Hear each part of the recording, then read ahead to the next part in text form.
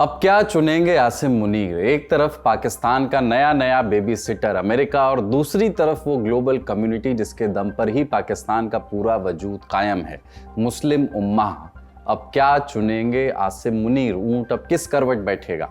पाकिस्तान के पहले chief of defence force Asim Munir एक बार फिर अमेरिका जा रहे हैं, लेकिन इस बार उन्हें बुलाया गया है वॉशिंगटन डीसी के फेमस लजीजी हलाल का कीमा खाने के लिए नहीं, बल्कि इन दो में से एक को चुनने के लिए। अमेरिका या फिर मुस्लिम उम्मा। Trump being the deal maker, वो अब पाकिस्तान से इस कथित दोस्ती की कीमत वसूलना चाहते हैं। वो चाहते हैं कि जिस देश ने दशकों तक अपनी जनता को ये गुट्टी पिलाई कि हम इस्लाम के फ़िलिस्तीन के मसीहा हैं, अब वो रातों रात अमेरिका और इजराइल का किराए का थानेदार बन जाए। यही है जियो पॉलिटिक्स, जो इतनी सीधी नहीं होती कभी भी। इसी को आज डिकोड करेंगे। नमस्ते, अपन है कुलदीप और आप देख रहे हैं लल्लन टॉप का अंतर्राष्ट्रीय प्रसंगों से जुड़ा रोजाना का कार्यक्रम दुनियादारी। Brought to you by Vari Solar and Sensodyne K.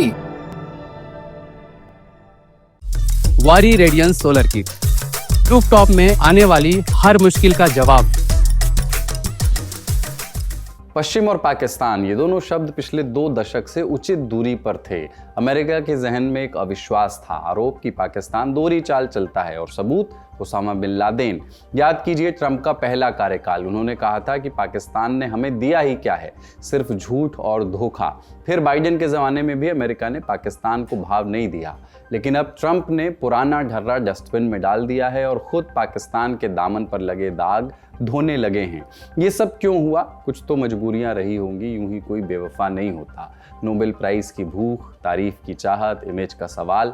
आलम यह है कि इस बरस जून और फिर सितंबर 2 बार ट्रंप ने मुनीर को व्हाइट हाउस में बुलाया। मुनीर की बल्ले बल्ले है, उन्हें और क्या ही चाहिए था। आधुनिक दुनिया के सबसे पुराने लोकतंत्र के राष्ट्राध्यक्ष ने उनका स्वागत किया, उनका सम्मान किया। मुनीर ना तो प्रधानमंत्री हैं, न राष्ट्रपति। कायदे से उन्हें अमेरिकी रक्षा विभाग पेंटागन में किसी जनरल से मिलना चाहिए था, लेकिन उनके लिए ट्रंप ने सारे प्रोटोकॉल्स की धज्जियां उड़ाई और अब फिर से वैसे ही सम्मान की तैयारी हो रही है। Sensodyne toothpaste for sensitive teeth. News agency Reuters की रिपोर्ट कहती है कि जल्द ही मुनीर फिर से अमेरिका जाएंगे। इस बार बातचीत का फोकस होगा गजा। सामने होगा एक सवाल कि क्या वो गजा में अपने आदमी भेजने के लिए तैयार हैं। आप कहेंगे कि दोस्ती के बदले ट्रंप के लिए इतना भी नहीं कर सकते आसिम मुनीर। कर सकते हैं, लेकिन आगे कुआं पीछे खाई वाला मामला है। कैसे? इसके लिए आपको गजा प्लान के कुछ पॉइंट्स देखने होंगे। आपकी स्क्रीन पर गजा का नक्शा है। ट्रंप के प्लान में इस नक्शे पर एक नई लकीर खींची गई है, येलो लाइन। इजराइल की सेना फिलहाल इसी लाइन पर तैनात है। इस लाइन तक उसे बफर जोन बनाने की इजाजत मिली थी। इस तरह से गजा के 53 से 58% हिस्से पर इजराइल का डायरेक्ट मिलिट्री कंट्रोल है। इससे क्या दिक्कत है? गजा की ज्यादातर उपजाऊ जमीन इजराइल के बफर जोन में है। फिलिस्तीनियों के लिए दूसरा नुकसान है फिलाडेल्फिया कॉरिडोर। ये कॉरिडोर मिस्र के साथ लगने वाली सीमा पर है। अब येलो लाइन के तहत ये इलाका भी इजराइल के कंट्रोल में है, मतलब गजा चारों तरफ से घिरा हुआ है। अब इस येलो लाइन को लेकर के सवाल उठ रहे हैं। आशंका जताई जा रही है कि इजरायली सेना इस लाइन से पीछे नहीं हटेगी। ऐसे में ये भी एक स्थायी विभाजन हो सकता है। अब इस येलो लाइन को लेकर के सवाल उठ रहे हैं। आशंका जताई जा रही है कि इजरायली सेना इस लाइन से पीछे नहीं हटेगी। ऐसे में ये एक स्थायी विभाजन भी हो सकता है। इसी महीने इजरायली आर्मी चीफ एयाल जामीर ने एक बयान में येलो लाइन को नया बॉर्डर कह दिया था। रिपोर्ट्स ये भी बता रही हैं कि इजरायली सेना ने काम शुरू कर दिया है। येलो लाइन के पूर्वी हिस्से को खाली कराया जा चुका है, वहां घरों को ढहाया जा रहा है। ऐसे में गजा के लोग कहां रह रहे हैं? नक्शे के दूसरे हिस्से को देखिए। येलो लाइन के पश्चिम वाला इलाका, जिसे रेड जोन नाम दिया गया है, इसमें गजा पट्टी का सिर्फ 42% हिस्सा आता है। इसी छोटे से टुकड़े में गजा की पूरी आबादी यानी 20 लाख लोग ठूंस दिए गए हैं। इस रेड जोन में रह रहे लोगों की सुरक्षा का जिम्मा उठाने के लिए एक इंटरनेशनल स्टेबलाइजेशन फोर्स ISF बनाई जाएगी। यहीं पर आसिम मुनीर की मुसीबत शुरू होती है। ट्रंप चाहते हैं कि इसी फोर्स में आसिम मुनीर के सैनिक भेजे जाएं, पाकिस्तान के सैनिक भेजे जाएं। मुनीर हामी भरेंगे या नहीं, इस पर बात करेंगे। इसके पहले ये जानिए कि अगर पाकिस्तानी सैनिक वहां गए तो उन्हें क्या करना पड़ सकता है। कागजों पर काम अच्छा लगता है, सुरक्षा बनाए रखना और फिलिस्तीनी पुलिस को ट्रेनिंग देना, लेकिन इसी फोर्स का एक और काम है हमास का डीमिलिटराइजेशन यानी हथियार छीनना। इजराइल ने शर्त रखी है कि वो येलो लाइन से पीछे तब तक नहीं हटेगा जब तक न्यू गजा पूरी तरह हथियारों से खाली नहीं हो जाता। और जाहिर है अरब और इस्लामी दुनिया चाहेगी कि इजराइल पीछे हटे, इसके लिए हमास से हथियार छीनने होंगे। सवाल है कि क्या ये जिम्मा आसिम मुनीर उठाना चाहेंगे। शहबाज शरीफ की अगुवाई वाली सरकार के विदेश मंत्री इशाक डार ने पिछले महीने नवंबर में इस बाबत एक बयान दिया था। कहा था कि हम सैनिक भेजने को तैयार हैं, लेकिन हमास से हथियार छीनना हमारा काम नहीं है। हथियार छीनने में दिक्कत क्या है? दिक्कत यह है कि मुनीर को दो रास्तों में से एक रास्ता चुनना होगा। एक तरफ मुस्लिम उम्मा है और दूसरी तरफ नया नवेला दोस्त अमेरिका।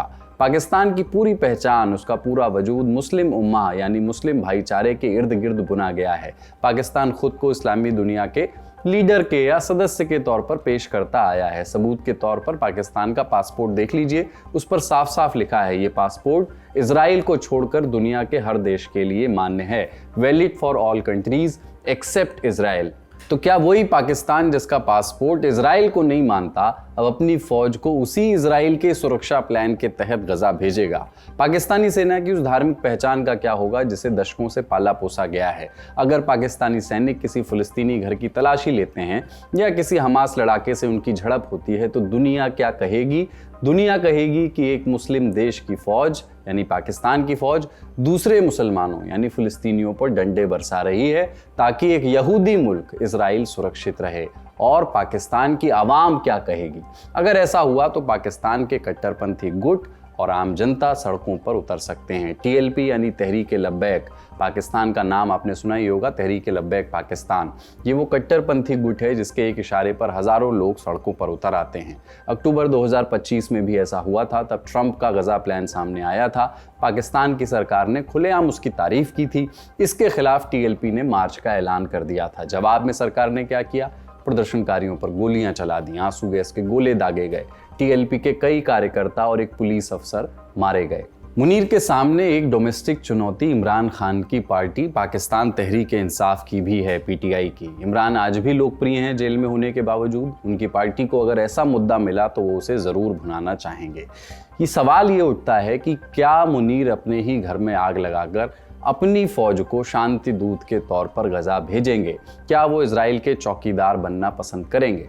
पाकिस्तान के पास और असीम मुनीर के पास अभी फिलहाल जो सबसे बड़ी गुत्थी है सुलझाने के लिए, उसमें मुझे लगता नहीं कि ये एक इम्पॉर्टेंट फैक्टर होगा कि क्या इससे पाकिस्तान और स्ट्रांगली ये क्लेम कर पाए कि हम मुस्लिम जो उम्मा है, जो सारे मुस्लिम दुनिया है, मुस्लिम वर्ल्ड है, उसके लीडरशिप है।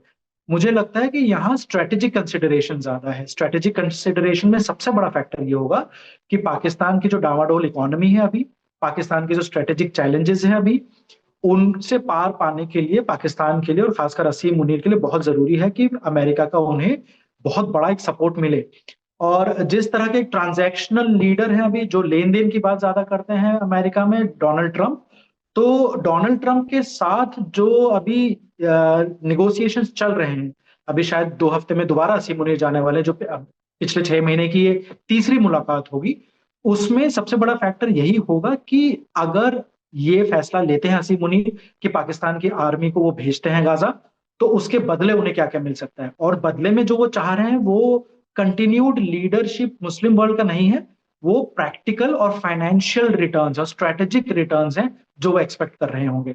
और देखिए, बिल्कुल ये सही बात है कि पाकिस्तान हमेशा इस तरह से सोचता है। जैसे पाकिस्तान ने अपने न्यूक्लियर बॉम्ब को भी इस्लामिक बॉम्ब कहा है, तो वो ये चाहते हैं कि न्यूक्लियर की इस्लामिक वर्ल्ड उनकी तरफ देखे, खासकर मिलिट्री के लिए। बात भी सही है कि किसी मुस्लिम वर्ल्ड के पास इतनी स्ट्रांग आर्मी और इतना बड़ा वॉर का एक्सपीरियंस नहीं है जितना पाकिस्तान के पास है। लेकिन आप अगर देखें कि पिछले 1.5 महीने में असीम मुनीर ने किन किन देशों के लीडरशिप के साथ मुलाकात करी, तो उसमें इंडोनेशिया आता है, मलेशिया आता है, कतर आता है, इजिप्ट आता है। तो वो ये चाहते हैं कि जो जिम्मेदारी है वो खाली पाकिस्तान की ना हो, उसमें बाकी मुस्लिम देश भी हो। और वो ऐसा क्यों कर रहे हैं? क्योंकि उन्हें पता है कि एक बार अगर इजराइल या फिलिस्तीन की धरती पे पाकिस्तानी सोल्जर्स के बूट्स पड़ गए तो उसके आगे जो भी होगा उसकी जिम्मेदारी बहुत हद तक पाकिस्तान के ऊपर भी आएगी, और वो अकेले ये जिम्मेदारी नहीं लेना चाहते। इन दिनों आसिम मुनीर की कुर्सी के पाए दिन ब दिन मजबूत होते जा रहे हैं। पिछले महीने पाकिस्तानी संविधान का 27वां संशोधन पास हुआ। कुछ ऐसे कानून बने जिनसे मुनीर को 2030 तक का एक्सटेंशन मिल गया। पाकिस्तान के पहले चीफ ऑफ डिफेंस फोर्स वो बने। मुकदमों से उनको आजीवन छूट मिल गई। विपक्षी पार्टियों ने इसका विरोध किया, लेकिन उससे क्या ही फर्क पड़ता है। अमेरिका का हाथ अब उनके सिर पर है। अमेरिका ने आंख कान नाक बंद कर लिए हैं। मानवाधिकारों का क्या हो रहा है, इमरान खान के साथ जेल में क्या हो रहा है, लोकतंत्र के हालात क्या हैं, अब इन सवालों का कोई वजूद नहीं। ऐसे में सवाल ये है कि अगर उन्होंने ट्रंप को ना कहा तो क्या कीमत उनको चुकानी होगी। देखिए, वो होता है ना कि अगर आप किसी बहुत ही ताकतवर देश के बहुत करीब जाते हैं तो आपको जितना शहद मिलता है उतना ही जलने के भी चांसेस होते हैं। ये एग्जैक्टली वही केस हो रहा है। पाकिस्तान और अमेरिका के हिस्ट्री में, इतिहास में कभी ऐसा नहीं हुआ है कि एक अमेरिकी राष्ट्रपति ने अकेले सिर्फ पाकिस्तान के मिलिट्री चीफ के साथ मीटिंग करी हो। हमेशा साथ में पॉलिटिकल लीडरशिप होती थी। लेकिन ट्रंप ने, जो सेकंड मीटिंग हुई थी उसमें ट्रंप ने अकेले असीम मुनीर से मुलाकात करी है। ये अपने आप में बहुत बड़ा सिग्नल है कि वो जानते हैं, और ट्रंप बिल्कुल खुले खुले ये मान रहे हैं कि पॉलिटिकल लीडरशिप के पास कोई रियल पावर नहीं है। रियल पावर मिलिट्री के हाथ में और खासकर असीम मुनीर के हाथ में है। लेकिन अब अगर ट्रंप इतना खुलकर उनको एक वैलिडिटी दे रहे हैं, एक लेजिटिमेसी दे रहे हैं कि असीम मुनीर को ही वो इनडायरेक्टली पाकिस्तान का लीडर बता रहे हैं और असीम मुनीर की इज्जत बढ़ा रहे हैं, तो बदले में वो एक्सपेक्ट भी बहुत कुछ कर रहे हैं, जिसमें सबसे बड़ी ये चीज है कि गाजा स्टेबलाइजेशन फोर्स में पाकिस्तान का एक बड़ा रोल हो। अगर ये असीम मुनीर नहीं मानते हैं तो सबसे बड़ा जो चैलेंज वो होगा कि अभी असीम मुनीर का जो एक्सेस है प्रेसिडेंट ट्रंप तक, वो बिल्कुल खत्म हो जाएगा। और प्रेसिडेंट ट्रंप पहले ही बहुत क्लियर में बता चुके हैं कि वो एक विंडिक्टिव तरह के इंसान है। वो बदला लेने में काफी यकीन रखते हैं। तो बहुत अनप्रेडिक्टेबल हो जाएगा कि ट्रंप किस तरह की पॉलिसीज रखेंगे फिर पाकिस्तान की तरफ। सीधा सीधा जो नुकसान होगा, जो खामियाजा भुगतना पड़ेगा, वो ये कि आईएमएफ की तरफ से जितना भी फंडिंग आ रहा है या फिर जो अभी प्रोमिसेस हो रहे हैं अमेरिका की तरफ से इन्वेस्टमेंट के, अमेरिका की तरफ से मिलिट्री में और इकोनॉमी में इन्वेस्टमेंट के, वो डेफिनेटली उसके ऊपर एक क्वेश्चन मार्क लग जाएगा। अब बात करते हैं इजराइल की। अगर पाकिस्तानी फौज गजा में उतरी तो ये इजराइल के लिए एक राजनीतिक जीत होगी, लेकिन इजराइल को उसी फौज के साथ तालमेल बैठाना पड़ेगा। क्या इजराइल की सुरक्षा एजेंसियां किसी विदेशी फौज पर भरोसा कर पाएंगी, दैट टू पाकिस्तान? अविश्वास किस हद तक है का अंदाजा आप एक घटना से लगा लीजिए। इस खेल में एक और खिलाड़ी था जिसे इजराइल ने रेड कार्ड दिखा दिया, वो है तुर्की। इजराइल ने तुर्की को इस मिशन से दूर रखा है। इजराइल के विदेश मंत्री गिडियन सार ने इसी बरस अक्टूबर में कहा था कि हम सिर्फ ऐसे ही देशों को इजाजत देंगे जो पक्षपाती नहीं हैं।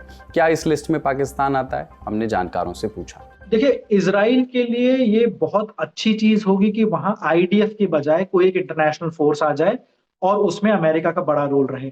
हमें ये समझने की जरूरत है कि अमेरिका ये चाहता जरूर है कि मेजॉरिटी जो स्टेबलाइजेशन फोर्स के सोल्जर्स हों और मिड लेवल ऑफिसर्स हों, मुस्लिम देशों से आए। लेकिन डोनाल्ड ट्रंप और उनकी लीडरशिप में अमेरिका ये कभी नहीं करेगा कि उस स्टेबलाइजेशन फोर्स की जो रियल डिसीजन मेकिंग पावर है, जो रियल ताकत है कि क्या करना है, उसका जो डिसीजन लेना है, वो किसी मुस्लिम कंट्री के हाथ में नहीं होगा, वो अमेरिका के हाथ में ही रहेगा। इजराइल इसको जिस तरह से देख रहा है, वो ये देख रहा है, और खासकर नेतन्याहू इस तरह से देख रहे हैं कि सोल्जर्स चाहे जो भी हो, बूट्स ऑन द ग्राउंड चाहे किसी भी देश से आए, मुस्लिम देश से आए तो बहुत अच्छा है, लेकिन बूट्स ऑन द ग्राउंड किसी भी देश के, डिसीजन कौन ले रहा है? और जब तक डिसीजन डोनाल्ड ट्रंप ले रहे हैं, इजराइल को बहुत ज्यादा ये फर्क नहीं पड़ता कि वो कौन से देश हैं। वो फर्क तब पड़ सकता था कि अगर एक ऐसी कंट्री के देश आ जाए जो अनप्रेडिक्टेबल है, जिसको अमेरिका कंट्रोल नहीं कर सकता। और वैसी कंट्रीज के लिस्ट में, मुस्लिम कंट्रीज की लिस्ट में सबसे ऊपर टर्की आता है। टर्की का लीडर जो है एर्दोगान, वो अपने आप में बड़े मर्क्यूरियल लीडर है, अपने आप में बड़े अनप्रेडिक्टेबल लीडर है। तो इजराइल कभी भी ये चांस नहीं लेगा कि अमेरिका कहे कि टर्की के सोल्जर ले लो और इजराइल मान जाए। लेकिन जब अमेरिका ये कहता है कि इजिप्ट के सोल्जर्स ले लो, मलेशिया, इंडोनेशिया, कतर या पाकिस्तान के सोल्जर्स ले लो, इजराइल को कोई प्रॉब्लम नहीं होगी, क्योंकि ये ऐसे देशों की श्रेणी में आते हैं जिनको इजराइल ये समझता है कि अमेरिका इनको या तो बहला के, फुसला के या प्रेशर करके कंट्रोल में रख सकता है। वो इजराइल के हित में आती है बात। अब आसिम मुनीर क्या करेंगे, क्या चुनेंगे, ये महत्वपूर्ण होगा। इस दौरे की खबर देते रहेंगे। अब सुर्खियों की बारी है। भारत ने बांग्लादेशी हाई कमिश्नर रियाज हामिदुल्लाह को 17 दिसंबर को तलब किया। वजह थी बांग्लादेश की बिगड़ती सुरक्षा व्यवस्था। दरअसल ढाका में मौजूद भारतीय हाई कमीशन को धमकियां मिल रही हैं। ऐसे में विदेश मंत्रालय ने वहां के हाई कमिश्नर को बुलाया। कहा कि कुछ चरमपंथी तत्व भारतीय हाई कमीशन के आसपास अशांति फैलाने की बात कर रहे हैं। भारत इस स्थिति को लेकर गंभीर रूप से चिंतित है। दूसरी तरफ ढाका से भारत विरोधी बयान जारी हैं। इस बार बयान देने वाले हैं बांग्लादेश की नेशनल सिटीजन पार्टी के नेता हसनत अब्दुल्ला। उन्होंने कहा कि बांग्लादेश भारत विरोधी ताकतों को पनाह दे सकता है, यहां तक कि अलगाववादी समूहों को भी। इशारा सीधा था भारत के उत्तर पूर्व राज्यों यानी 7 सिस्टर्स पर। ढाका के शहीद मीनार में ये बात कही गई। हसनत ने चेतावनी दी कि अगर भारत बांग्लादेश के खिलाफ काम करेगा तो बांग्लादेश भी चुप नहीं बैठेगा। बांग्लादेश अस्थिर हुआ तो आग सीमाओं के बाहर भी फैलेगी। भारत पर तंज कसते हुए हसनत ने कहा कि आज़ादी के 54 साल बाद भी कुछ गिद्ध बांग्लादेश पर नजर लगाए बैठे हैं। इन भड़काऊ बयानों पर भारत की ओर से प्रतिक्रिया भी आई है। 16 दिसंबर को असम के मुख्यमंत्री हिमंता बिस्वा शर्मा ने स्टेटमेंट को गैर जिम्मेदार और खतरनाक बताया। कहा कि पिछले 1 साल से ऐसी बातें बार बार हो रही हैं। भारत की परमाणु ताकत का जिक्र करते हुए हिमंता ने कहा कि अगर भारत के खिलाफ ऐसा रवैया रहा तो हम भी चुप नहीं बैठेंगे। अगली खबर 16 दिसंबर को वॉशिंगटन से बड़ा ऐलान हुआ। अमेरिकी राष्ट्रपति डोनाल्ड ट्रंप ने वेनेजुएला पर अब नई पाबंदी लगा दी है। वेनेजुएला आने जाने वाले सभी प्रतिबंधित तेल टैंकरों पर अब पूरी नाकेबंदी होगी। ट्रंप ने ये बात ट्रूथ सोशल पर लिखी। कहा कि वेनेजुएला से तेल लाने ले जाने वाले हर प्रतिबंधित जहाज को रोका जाएगा। बात यही नहीं रुकी। ट्रंप ने वेनेजुएला के राष्ट्रपति निकोलस मादुरो की सरकार को अब विदेशी आतंकी संगठन फॉरेन टेररिस्ट ऑर्गेनाइजेशन की लिस्ट में डालने का फैसला किया है। अमेरिकी राष्ट्रपति ने कहा कि हमारी संपत्ति की चोरी हुई है, आतंकवाद बढ़ा है, ड्रग तस्करी हुई है, मानव तस्करी भी हुई है। ऐसे में वेनेजुएला को दक्षिण अमेरिका की अब तक की सबसे बड़ी नौसेना ताकत ने चारों तरफ से घेर लिया है। ट्रंप बोले कि जब तक वेनेजुएला अमेरिका की छीनी हुई तेल, जमीन और दूसरी संपत्तियां वापस नहीं करता, दबाव जारी रहेगा। इसके पहले पिछले हफ्ते अमेरिका ने वेनेजुएला के पास एक तेल टैंकर जब्त किया था। अमेरिका ने कहा था कि उस टैंकर में वेनेजुएला और ईरान का प्रतिबंधित तेल था। इतना ही नहीं, हाल के हफ्तों में मादुरो के परिवार के लोगों पर प्रतिबंध लगाए गए। वेनेजुएला की कंपनियां भी निशाने पर हैं। सिर्फ आर्थिक दबाव नहीं, सैन्य दबाव भी बढ़ रहा है। पेंटागन ने दुनिया का सबसे बड़ा aircraft carrier USS Gerald R Ford Caribbean भेजा है। इसके साथ ही फाइटर जेट्स की भी पूरी टीम तैनात है। अक्टूबर में अमेरिका के B-1 बॉम्बर विमान वेनेजुएला के तट के पास उड़ान भरते हुए दिखे थे। कई महीनों से अमेरिका कैरेबियन में ड्रग ले जाने वाली नावों पर हमले भी कर रहा है। इन हमलों में कई लोगों की मौत भी हो चुकी है।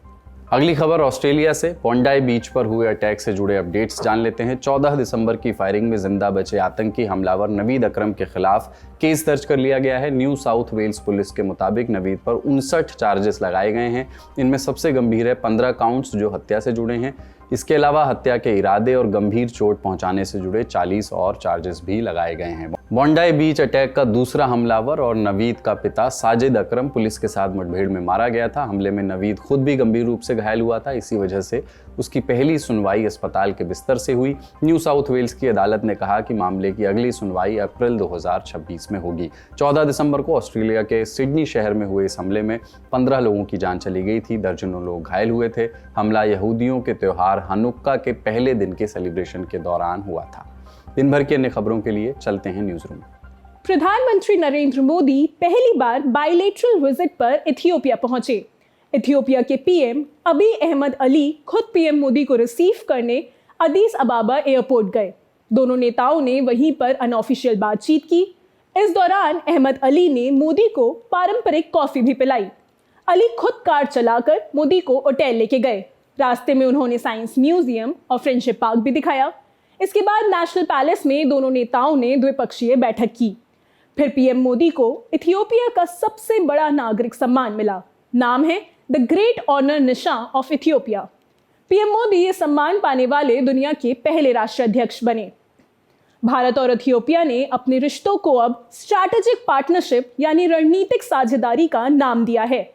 दोनों देशों के बीच कई समझौते भी हुए। फोकस साफ रखा गया लोगों से जुड़े विकास पर। इथियोपिया की संसद में पीएम मोदी ने भाषण भी दिया। कहा, भारत का लोकतंत्र और आर्थिक सफर साउथ साउथ कोऑपरेशन का मॉडल है। इथियोपिया विजिट पूरी करके पीएम मोदी अब अपनी यात्रा के आखिरी पड़ाव यानी ओमान पहुंच चुके हैं। यहां वे सुल्तान हैथम बिन तारिक से मुलाकात करेंगे। साथ ही ओमान में मौजूद भारतीय समुदाय को भी एड्रेस करेंगे। आज का दुनियादारी यहीं समाप्त होता है। देखते रहिए दी ललन टॉप।